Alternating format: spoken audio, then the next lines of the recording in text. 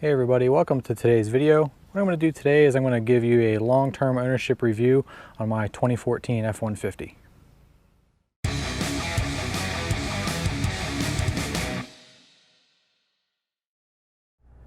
Alright, so a little bit more details on the truck. Like I said, it's a 2014, about 85,000 miles on it. This is the 3.5 liter EcoBoost. This is an XLT model, but it is optioned with leather and the HID headlights in the max towing package. It's also a Super Crew with a 5.5 foot bed and the optional 20-inch wheels. I've owned the truck for about 3.5 years. I bought it as a certified pre-owned with about 25,000 miles on it. First, let's talk about interior. So the interior of this truck, it's pretty comfortable. There is a lot of hard plastic in this truck, and I've heard complaints about that over the years with the Fords. Personally, I don't have a problem with that because anywhere that you need, you're going to rest your arms or touch, has soft touch surfaces, but you'll have hard plastic on other panels, in these areas here. I don't think it's a big deal. I think it's pretty commonplace. The truck's comfortable. Front and rear are both comfortable, regardless of whether or not you have leather or cloth seats. I did own another one of these that had cloth seats, and it was just as comfortable as this one. One thing that I don't really care for with the Fords is, at least in these earlier years of using it, is the Ford Sync. I've had a little bit of trouble with Ford Sync over the years. Sometimes it'll connect to my Bluetooth, sometimes it won't.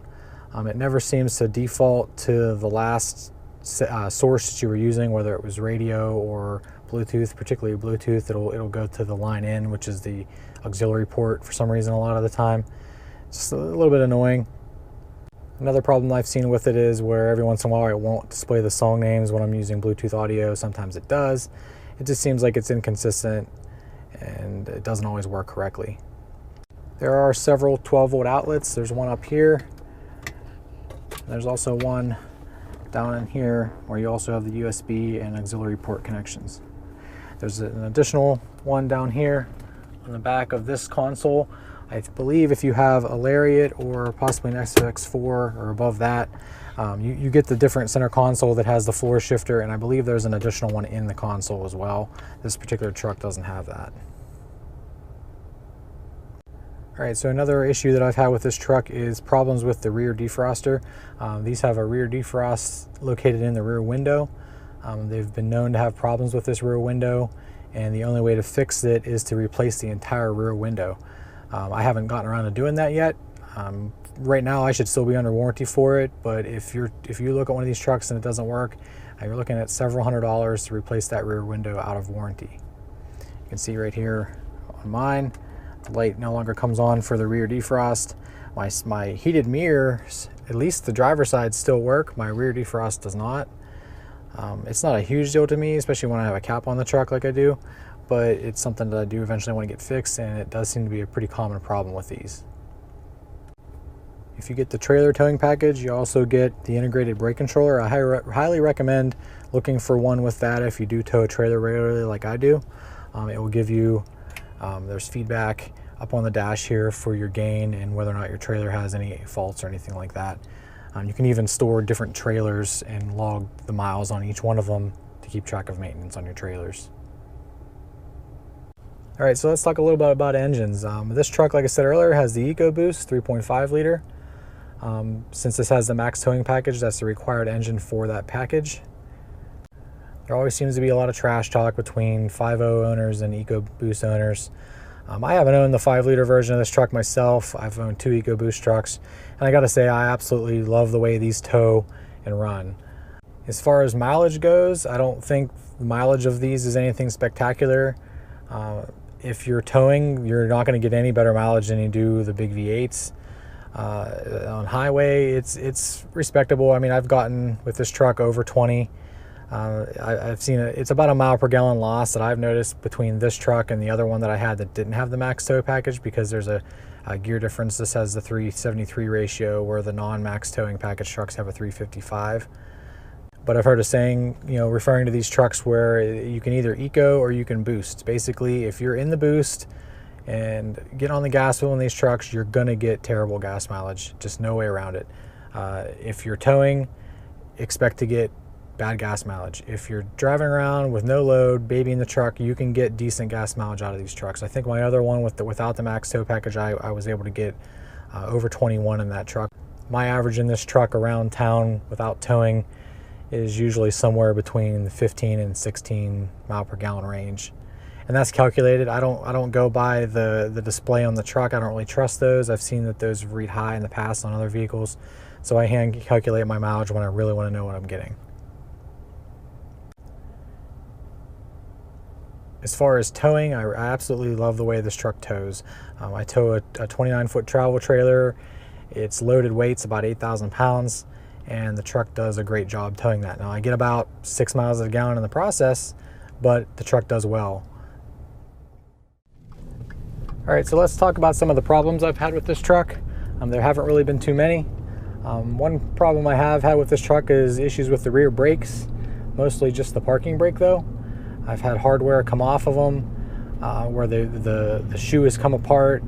I've replaced them twice, and these days I basically just don't use the parking brake because I'm tired of having issues with it. I also get a lot of squealing out of the rear brakes. Usually one of the brakes are just cold, or if it's humid out, I'll get a lot of squealing when I back up until the brakes get hot. And this isn't the first truck I've seen that happen on. It seems to be a problem with Fords in general. I've seen a lot of them squeak, especially when backing up. As far as suspension problems go, I've had no problems with this truck at all. No sway bearing link issues, no tie rod end issues or anything like that. It's completely been trouble-free the entire time I've owned it. As far as the drivetrain goes, I've also had no issues with the drivetrain.